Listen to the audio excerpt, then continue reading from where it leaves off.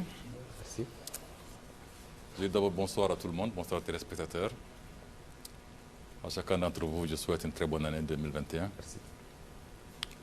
Effectivement, 2020 a été une année difficile, marquée par la pandémie, dont le ministre de la Santé parlera. Cette pandémie a eu des effets négatifs sur la croissance de notre économie.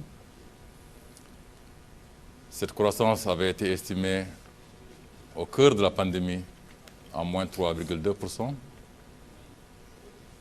Mais je l'espère, nous croyons que la chute sera moins forte que cela, malgré tout, à la fin de l'année. Quand on fera l'évaluation dans quelques semaines, je pense qu'on aura fait un peu mieux que ce qui avait été craint.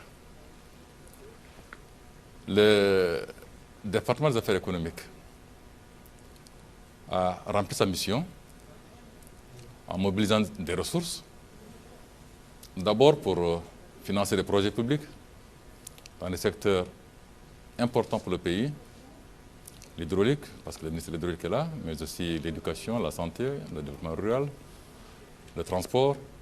Des montants importants ont été mobilisés. En 2020, un total de 340 milliards a été mobilisé. À peu près 220 milliards pour les secteurs dont je viens de citer, les 5 secteurs que je considère comme étant particulièrement importants: l'éducation, la santé, l'hydraulique, le transport et le développement rural, qui ont en 2020 bénéficié de 220 milliards.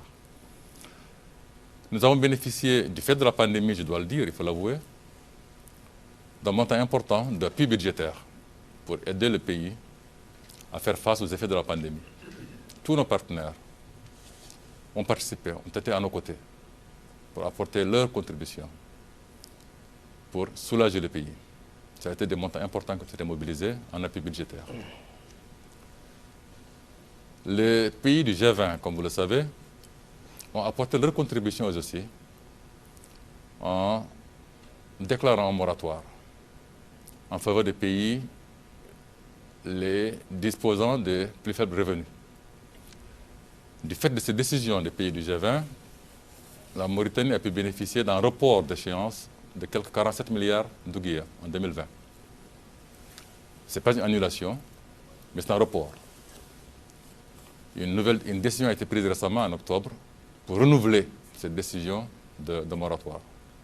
C'est une contribution de nos partenaires. Mais on ne doit pas se limiter seulement, en parlant des affaires économiques, à la mobilisation des ressources. Il faut aussi parler de la création d'entreprises. Des entreprises ont été créées, plus de 3000 ont été créées, dont 4 ont fait l'objet de conventions d'établissement, c'est-à-dire qui mobilisent des investissements importants pour un nombre significatif d'emplois.